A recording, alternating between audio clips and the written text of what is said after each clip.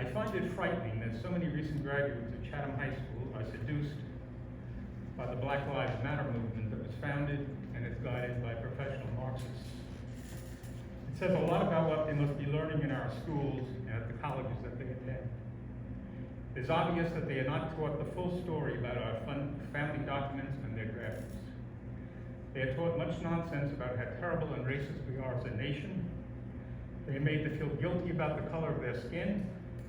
They are not taught about the steps that we have taken as a nation to right the wrongs of the past, and how the current difficulties of life in our inner cities are the direct result of misguided policies that have undermined family life in these communities and created what is a seemingly permanent underclass dependent on government subsidies for survival.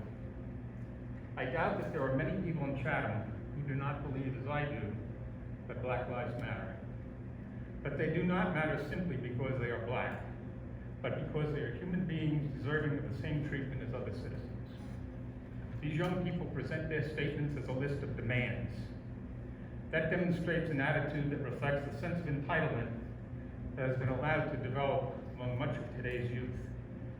Too many of them have led overly protected lives, not given the opportunity to fail and learn that failure is a part of life, and that learning from failure is an important part of the maturation process that we all must experience.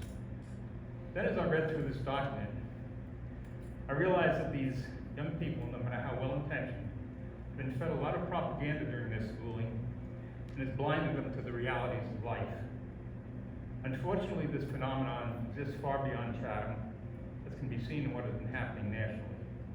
It has caused a deeper breach in our society than has existed since the darkest days of Jim Crow. It threatens our very way of life. The Black Lives Matter organization is not truly concerned with black lives, rather with reordering society along socialist fascist lines, the very way it's failed wherever it has been tried, whether it be in the Soviet Union, Nazi Germany, Cuba, Venezuela, or the many countries of Eastern Europe. Again, too many of our youth are unaware of the truth about what the history of these nations is.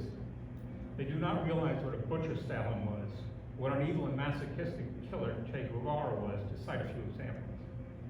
In addition, many are uninformed about things as basic as what our three branches of government are, or who we fought against in our war for independence, even why we had that conflict and when it occurred. If BLM really cared about black lives, they would try to find ways to end the senseless killings of black residents in cities like Chicago, Baltimore, St. Louis, etc., by other black residents, many times the number of black individuals killed by police, most of whom are the sole defense for inner city residents against complete chaos and anarchy. Certainly defunding or eliminating police forces is not an answer to the killings that plague our inner cities. I've gone on longer than I had planned when I started writing this. Please do read through what is below.